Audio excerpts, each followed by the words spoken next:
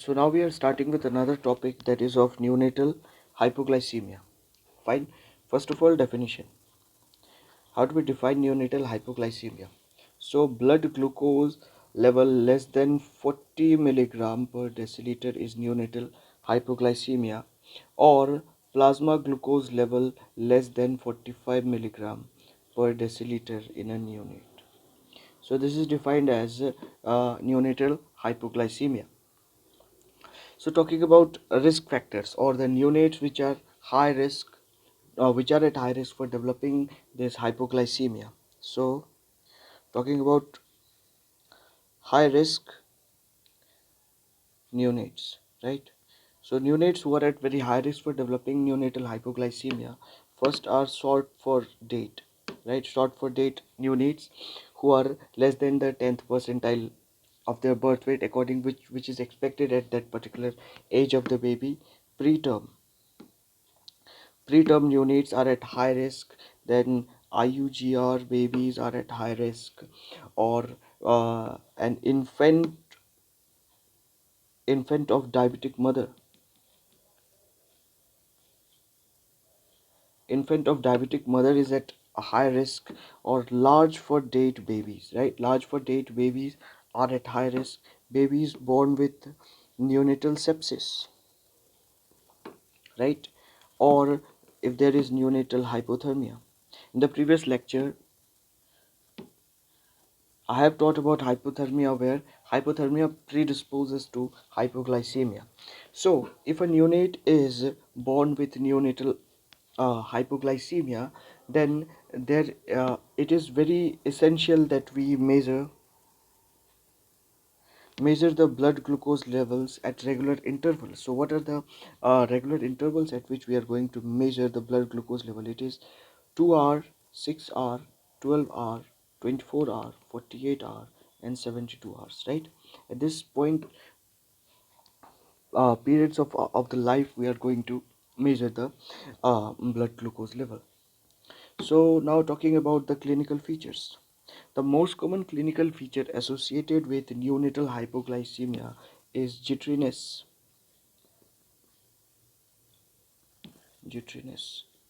which is more common than that of tremors. What is the difference between jitteriness and tremors? In jitteriness, when you hold the hands, suppose the baby is having tremors and you hold hands, right? It stops. While in tremors, this thing does not happen. It means in jitteriness, when you are holding the hand of the baby, it stops, but in tremors, the hand keeps on shivering, right? Along with that, the baby develops poor feeding. Poor feeding is there. There is increased sweating. There is neonatal seizures, right? There can be cyanosis.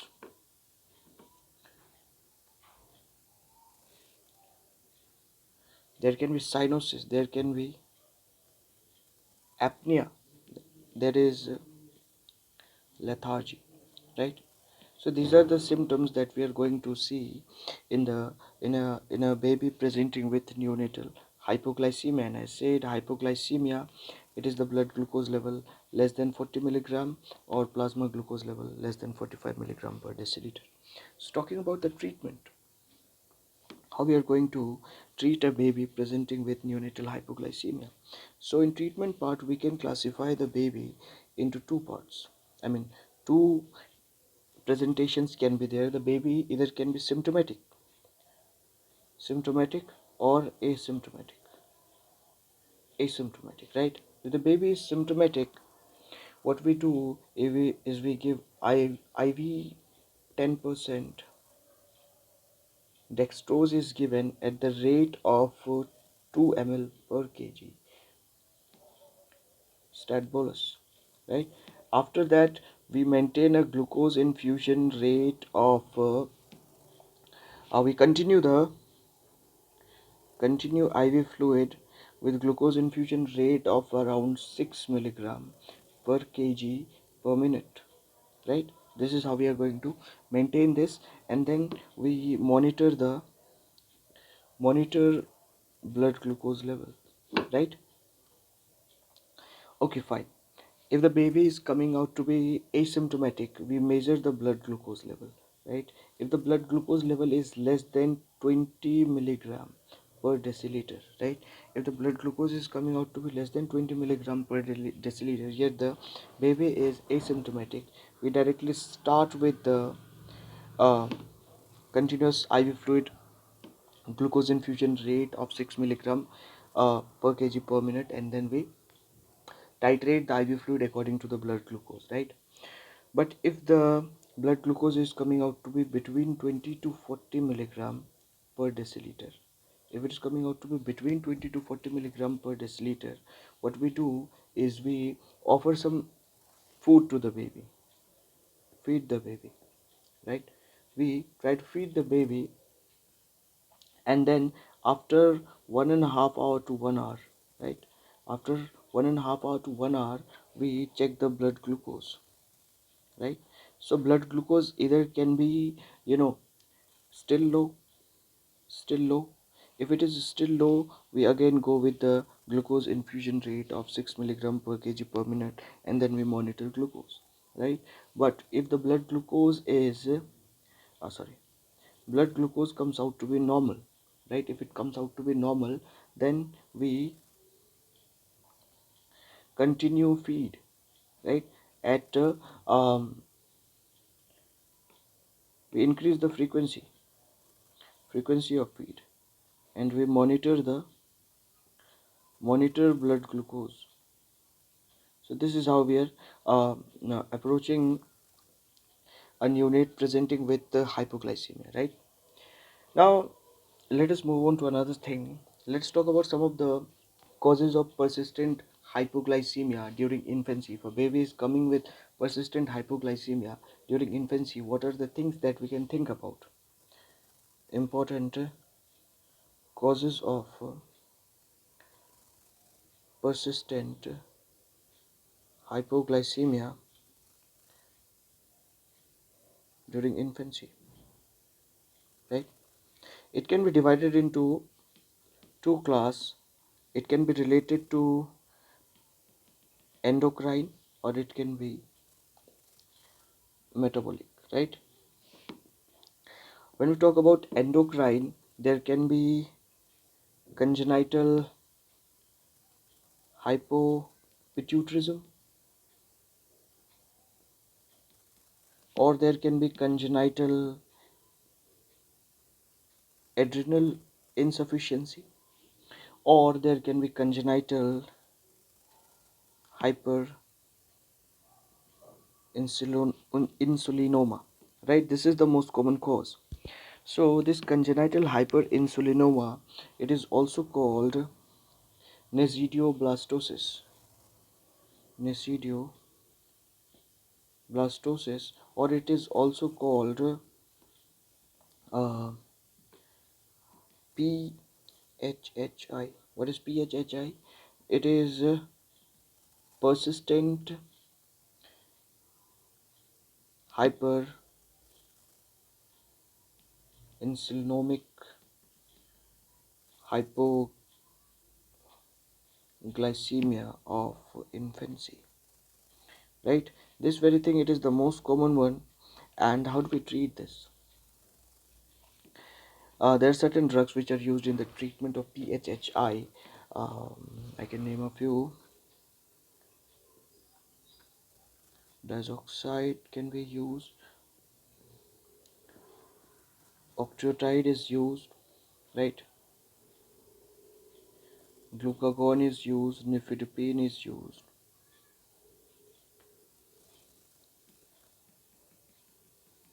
They are the drugs that are used, right? Now talking about the metabolic causes.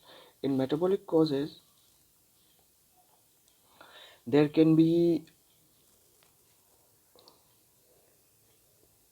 glycogen storage disease, right? Like von Gehrig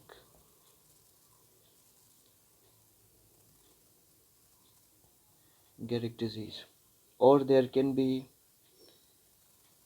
galactosemia, or there can be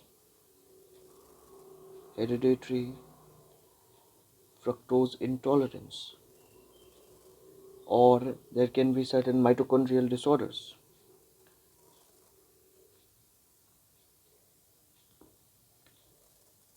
right? Or there can be some fatty acid oxidation defect, fatty acid oxidation defects. So these are the causes, metabolic and endocrine causes, that we must think about if a child is coming with persistent hypoglycemia. Now there is another topic that we must know about. It is infant of diabetic mother. What is infant of diabetic mother? So try to understand the pathophysiology of this infant of diabetic mother. I'll write is IDM, right? So what happens? There is hyperglycemia in mother, right? Mother is hyperglycemic, the mother is diabetic, because of which there is increased glucose in fetus. Okay, so but the fetus, because of this increased glucose in fetus, as a response to this, the fetus, there is fetal hyperinsulinemia, right? The fetal insulin increases, and this insulin, if you remember, it act as a fetal growth factor, right? Insulin like growth factor, so insulin also starts acting like a growth factor. Now as it starts acting like the growth factor in the in the child, what happens is that the first thing is macrosomia, right?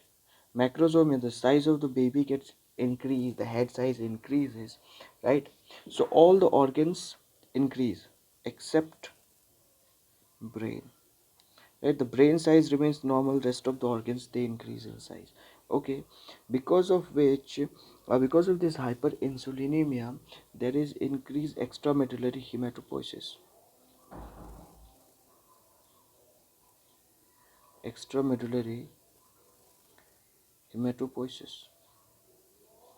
Okay, so as the hematopoiesis starts increasing, there is polycythemia in the baby, and because there is polycythemia and extramedullary hematopoiesis, the neonate is very prone to developing neonatal hyperbilirubinemia, right? Now this fetal hyperinsulinoma, when the baby is born, right, what happens is that there is increased glucose in blood, right? But as the baby is born, this glucose level decreases, and there is continuously increased amount of insulin.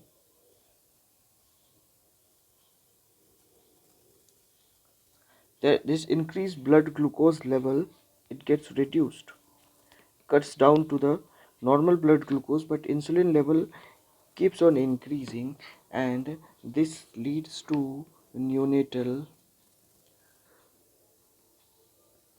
hypoglycemia. And this overall hypothesis is was given by, I guess, Pedersen. That's why it is called Pedersen's hypothesis. Pedersen's hypothesis. Fine. So this is the basic pathophysiology for the development of neonatal hypoglycemia in an infant of a diabetic mother. Okay, so let's talk about uh, some of the problems in infant of diabetic mother. Problems in infant of diabetic mother. The first thing that I said is macrosomia, right? The baby size is large size baby. So because the baby size is large, there is difficulty in bringing the baby out, and the process of overall delivery takes more time. So difficult, or we can say prolonged labor, right? Because there is prolonged labor, there are increased chances of perinatal asphyxia, right? There are increased chances of birth trauma. Fine. What else? I said there are certain metabolic problems also, right? Metabolic problems, in that we can write there can be, I said there will be neonatal hypoglycemia, there will be polycythemia, there will be neonatal jaundice. Along with this, there is calcium and magnesium, right? Hypocalcemia, neonatal hypocalcemia, hypomagnesemia are also seen, right? Divalent cations are decreased in the baby of infant of a diabetic mother. Okay, fine. Talking about respiratory system, right? In respiratory system, there is a delay in maturation of surfactant, right, leading to RDS. Okay, talking about talking about CVS system, cardiovascular system. In cardiovascular system, most common congenital anomaly in infant of a diabetic mother is congenital heart disease, and in congenital heart disease also ventricular septal defect is the most common, right? Talking about most specific congenital anomaly, then it is the transposition of great arteries, right? Specific is transposition of great arteries, most common is VSD. Okay, fine, let us move to the next part. CNS, right? Most common neurological anomaly in a baby with infant of a diabetic mother, it is neural tube defects, right? But the most specific neurological anomaly in an infant of a diabetic mother is sacral agenesis, or we call it caudal regression syndrome. Okay, fine. Talking about renal system, right? In renal system, there is renal agenesis, there is duplication of ureter, there is renal vein thrombosis. Okay, in GIT there can be duodenal atresia. Okay, or there can be left colon syndrome. It is called lazy or small, sorry, right? Small left colon syndrome.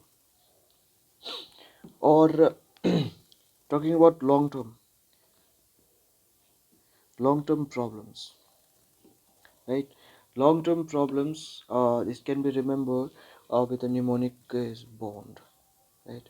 There can be blindness, there can be obesity, there can be non ketotic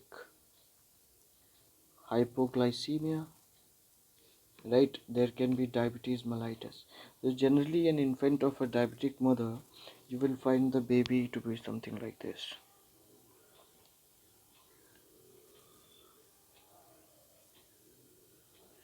Okay, so the baby is very large, large baby with hairy pinna. So this is what you see in an infant of a diabetic mother. So this is all about neonatal hypoglycemia in infant of diabetic mother.